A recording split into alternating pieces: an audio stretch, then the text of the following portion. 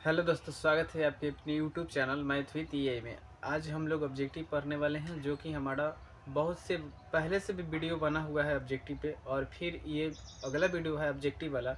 इस सारे वीडियो को आप एक बार ज़रूर देख लीजिएगा, क्योंकि आपके एग्ज़ाम में बहुत सारे हेल्प होंगे इस सारे वीडियो को देखने से। आप एक बार प्लेलिस्ट ज़रूर चेक कीजिएगा, उस पर 2025 के नाम से अब प्लेलिस्ट बना हुआ है, तो उसे आप ज़रूर चेक कीजिएगा, ठीक है। तो इस वीडियो का पहला क्वेश्चन कह रहा है, पहला क्वेश्चन कि √3 और √5 है, मतलब क्या है, कैसी संख्या, पूर्णांक संख्या, पूर्ण संख्या, जो भी। यहाँ पे ऑप्शन दिया गया है पूर्णांक संख्या ऑप्शन ए में, बी दिया है अपरिमेय संख्या, सी परिमेय, और डी में कोई नहीं है, ठीक है। आपको कहीं कहीं चमक रहा होगा तो उस पर क्या माइनस कीजिएगा, ठीक है। तो √3 और √5, देखिए आप कहेंगे कि जो भी रूट में रहता है, अगर हम उसका पूरा पूरा फैक्टर नहीं निकाल पाते हैं तो उसे क्या कहते हैं, अपरिमेय। तो इसको तो हम अपरिमेय कह दिए, तो ये भी तो इसका कोई फैक्टर नहीं निकलेगा ना, तो ये भी क्या हो जाएगा, अपरिमेय। यानी कि दोनों संख्या क्या है, अपरिमेय है। तो यानी अपरिमेय ऑप्शन नंबर बी यहाँ पे लिखा हुआ अपरिमेय, ठीक। ऑप्शन बी हो जाएगा अपरिमेय। समझ में आ रहा है कि जिसका हम लोग पूरा क्लियरली क्या फैक्टर नहीं निकाल पाते। जैसे यहाँ पे 16 है, 16 का वर्गमूल निकाल देंगे तो 4 बचेगा, लेकिन इसका क्या निकालेंगे, पूरा नहीं निकलेगा, तो इसलिए ये क्या हो गया, अपरिमेय संख्या। समझ में आ रहा आपको। दूसरा क्वेश्चन कह रहा कि 2.121121 डॉट डॉट डॉट आगे तक जा रहा है, ठीक है। तो यहाँ देखिए दशमलव के बाद 1 2 आया है, और ये दो जो एक जो है ये क्या हो रहा है, बार बार आते जा रहा है, बार बार आते हैं। जब संख्या क्या हो, रिपीट होने लगे, लगातार लगातार आने लगे ना, तो उसे कहते हैं हम लोग अपरिमेय संख्या, ठीक। अपरिमेय संख्या ऑप्शन नंबर सी, ठीक। इतना समझ, अपरिमेय संख्या समझ में आ रहा है कि जब भी संख्या आपकी रिपीट होने लगे ना, तो उसे क्या कहेंगे, अपरिमेय संख्या। इतना तो आपको समझ में आ रहा होगा, ठीक है। अपरिमेय संख्या बोलते हैं। थर्ड नंबर, तीसरा नंबर क्वेश्चन करते √3/12। जैसे √3 बटा में 12 दोनों रूट में है, तो अब देखिए कि 3 चौका 12, नीचे क्या बचा 4, तो ऊपर तो हमारे 1 बच गए, ये भी रूट में बचा, ये भी रूट में बचा 4 वाला, ठीक है। अब देखिए फिर 1 का वर्गमूल निकालेंगे 1 हो जाएगा, फिर 4 का वर्गमूल 2 हो जाएगा, तो इसलिए एक किस फॉर्म में आया, परिमेय संख्या के फॉर्म में आया। तो इसलिए इस संख्या को √3/√12 क्या हो जाएगी, तो एक परिमेय संख्या होगा, ठीक। आप इस तरह से भी बना सकते थे कि जैसे अगर √3 ऊपर है और नीचे √12 है, तो इसे अगर हम लिखना चाहें तो कैसे लिख सकते हैं, समझ में आ रहा। ऊपर √3 है और 12 को हम क्या लिख सकते हैं, 2√3। तो √3 दोनों सेम है, तो कट गए, ऊपर 1 बचा नीचे 2 बचा, तो इसलिए √1/√2 क्या होगा, परिमेय। तो इसलिए √3/√12 क्या हो जाएगा, परिमेय संख्या। समझ में आ रहा है आपको। अब कह रहा है कि चौथा नंबर क्वेश्चन कह रहा है कि द्विघात बहुपद x² - 3। जब भी आपको ऐसा क्वेश्चन देना, कभी भी देखिएगा कि द्विघात बहुपद दिया है, उसका शून्य पूछ रहा है, तो कुछ भी नहीं करना है, रूट लगाना है, और एक में प्लस एक में माइनस। जैसे रूट यहाँ पे 3 दिया है, तो एक में क्या कर देंगे, प्लस लगाएंगे, और एक में माइनस लगा देंगे, ठीक। अब इस तरह का ऑप्शन खोजिए कि एगो प्लस में एगो माइनस में कहाँ है, तो एगो प्लस और एक माइनस। जैसे यहाँ पे ऑप्शन दिया गया है, तो यहाँ पे क्या है, दोनों, ये तो रूटे में नहीं है, तो ये तो गलत है। अब इसके बाद देखिए एगो माइनस में एगो प्लस में, हम क्या बोले थे, एक प्लस और एक माइनस।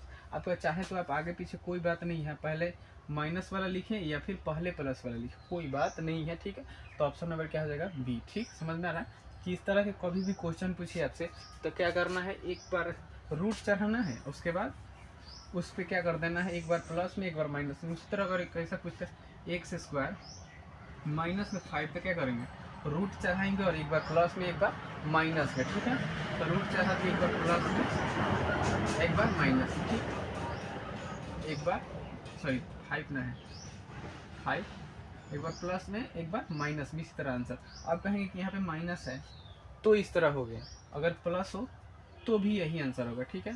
प्लस होके चाहे माइनस होके, अब एक बार रूट चाहिए, माइनस प्लस लगा दिए, बात खत्म, ठीक। तो ऑप्शन नंबर यहाँ पे क्या हो गया, बी हो गया। समझ में आ रहा।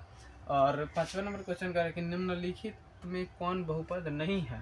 तो जब भी देखिएगा बहुपद में होता है ना, x y इस तरह से ना, तो ये दोनों में से कौनों का होना चाहिए, रूट में नहीं होना चाहिए। नहीं एक से ऐसे रूट में देखिएगा तो आप उसे क्या कहिए, बहुपद नहीं है। और या फिर कहिए y रूट में तो भी बहुपद नहीं है। तो इस ऑप्शन में देखिए कि -7 बहुपद है, ठीक। Y square plus root two बहुपद, यानी कहने का मतलब गिनती वाली संख्या रूट में हो सकती है, लेकिन ये ABCD वाली संख्या जो है वो रूट में नहीं हो सकती है, तो ये भी बहुपद है। यहाँ पर देखिए रूट में आगे एक्स, तो इसलिए क्या हो गया अपरिमेय संख्या, समझ में आ रहा है। रूट सॉरी 3√x, ये गलत बात है, इसलिए क्या होगा ये बहुपद नहीं है, ठीक, समझ में आ रहा है आपको। उसके बाद छठा नंबर कह रहा है कि यदि अल्फा और बीटा बहुपद f(x) बराबर x² प्लस x प्लस 1 के मूल हो तो 1/α प्लस 1/बीटा का मान ज्ञात कीजिए। तो आपका फॉर्मूला क्या होता है, 1/α प्लस 1/बीटा बराबर -b/c, समझ में आ रहा है। -b/c आपको फॉर्मूला याद होना चाहिए, ठीक है, तभी कुछ तो हो पाएगा ना। तो जैसे देखिएगा b/c माइनस में, तो इसमें b आपको कहाँ दिख रहा है, x यहाँ पे, तो x के पास में 1 है, लेकिन फॉर्मूला के हिसाब से -1 ऊपर, और उसके बाद c कह रहा है, c कहाँ है 1 है, तो इसलिए इसका आंसर क्या होगा -1 आंसर हो जाएगा। तो ऑप्शन नंबर बी कह रहा, ठीक है, -1 हो गया। समझ में आ रहा आपको कि -1 इसका आंसर हो गया। फॉर्मूला याद होना चाहिए आपको, ठीक है, तभी आपका बन पाएगा सवाल। समझ में आ रहा है कि आपको फॉर्मूला याद नहीं रहेगा तो सवाल नहीं बन पाएगा।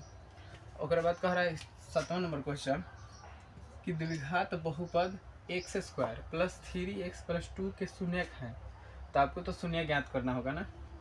जैसे आप गुणनखंड पढ़े होंगे, ठीक, गुणनखंड पढ़े, जैसे x² लिखा है प्लस में 3x प्लस 2, तो इसको जैसे 2 है ना, तो इसको इस भाग में आपको तोड़ देना है ना, कि जिसको जोड़ करके हमारा क्या है 3 आ जाए। तो हम क्या कर सकते हैं, x² प्लस में 2x प्लस में x प्लस में 2, तब देखिए 2 में 1 से गुना कर देता 2 ही आएगा, और 2 और 1 3 हो जाता है, ठीक है। तो x इधर से कॉमन ले लेंगे और 1 बच गया तो प्लस 2, ठीक। एक जो है यहाँ पे x कॉमन लिया गया, अब तो एक x बचा अंदर और प्लस में 2 बचा, फिर और प्लस में यहाँ पे क्या हो जाएगा आपका 1 होगा, ठीक। उसके बाद क्या हो जाएगा x प्लस 2, अब कहेंगे कैसे ये 1 हुआ, ठीक है। तो 1 इस तरह से हुआ ना कि आप जब भी यहाँ पे ब्रैकेट में जो संख्याएं लिखेंगे आप सेम इधर उसी तरह को लिख देंगे। उसके बाद यहाँ पे देखेंगे कि इस दोनों में आप किससे गुना करेंगे कि बराबर है। जैसे एक में 1 से गुना करें तो x आ गया, एक में 2 से तो 2 आ गया, तो इसलिए जो संख्याएं हैं आपके x प्लस 2, तो इसको बराबर में 0 करके लिख देंगे। x प्लस 2 आ गया ना, तो इसको 0 कर देंगे, तो x क्या हो गया x -2 हो जाएगा, ठीक। जैसे ही प्लस में तो उधर माइनस में है, तो एक शून्य -2 होगा, और फिर यहाँ से जो बाहर बचा x प्लस में 1, x प्लस में 1, ठीक, इसको भी 0 में कर देंगे, तो ये x बराबर -1 हो जाएगा, इसलिए शून्य क्या होगा, एक -2 होगा और -1 होगा, ठीक है। तो शून्य इसका कहाँ दिया गया है, दोनों माइनस में, यानी कि एक भी माइनस में और 2 भी माइनस में। अब बोले थे ना कि आगे पीछे हो सकता है, कोई बात नहीं, तो ऑप्शन नंबर ए हो जाएगा कि एक माइनस। आप चाहे तो इस तरह तो लिख सकते हैं, अब पहले एक को कर दीजिए, जैसे एक को पहले और बाद में 2 को कर दीजिए, तो भी शून्य हमारा यही है, ठीक है।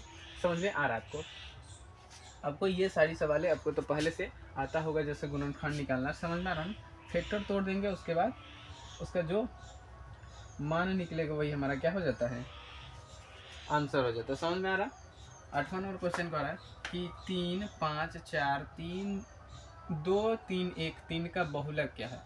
बहुलक कहने का मतलब है कि जो संख्या है बहुत बार आ जाती है उसे बहुलक कहते हैं, ठीक है। जो संख्या बहुत बार आ जाती है उसे बहुलक हम लोग कह देते हैं, ठीक है। बहुलक यानी कि आप देखिएगा 3, 5, 4, 3, 2, 3, 1 में और 3 में सबसे अधिक बार कौन सा अंक आया है। जैसे 3 देखें तो 3, 1, 2, 3, 4 गो आया है।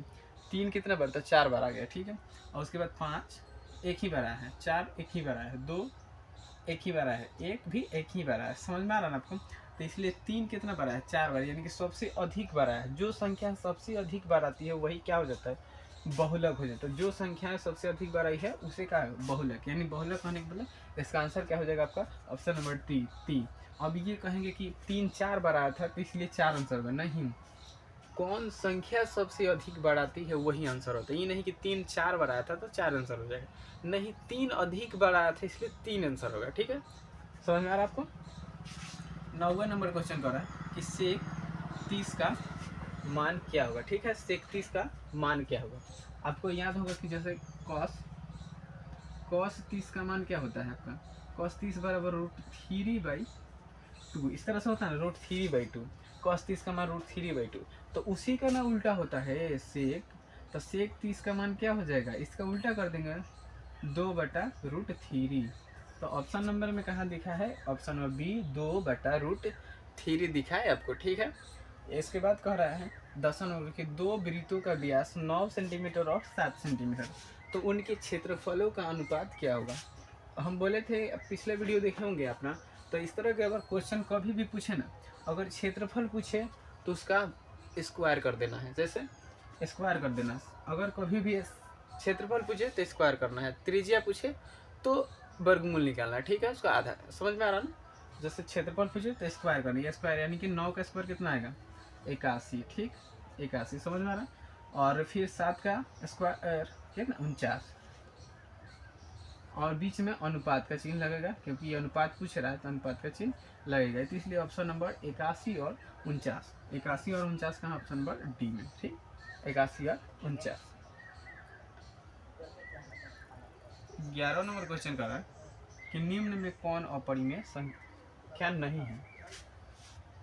जैसे अपरिमेय संख्या नहीं है, यानी कहने का मतलब, इस क्वेश्चन का कहने का मतलब है कि परिमेय संख्या कौन है इसमें से, मतलब ये देखिए, ये 10 का पूरा पूरा नहीं निकलेगा तो ये भी अपरिमेय है, ये भी अपरिमेय, ये भी अपरिमेय। यानी इस क्वेश्चन का कहने का मतलब है कि अपरिमेय नहीं है, यानी कि कौन इसमें से ऐसा है जो अपरिमेय नहीं है, यानी कि परिमेय है। तो 121 का रूट निकालेंगे तो कितना आएगा 11 आएगा, तो इसलिए ऑप्शन नंबर डी हो जाएगा क्या, परिमेय। अपरिमेय संख्या कौन इसमें से ये नहीं है, यानी कि ये क्या है, परिमेय संख्या है। समझ में आ गया आपको।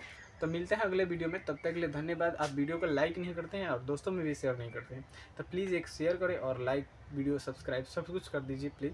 मिलते हैं अगले वीडियो में, तब तक के लिए धन्यवाद।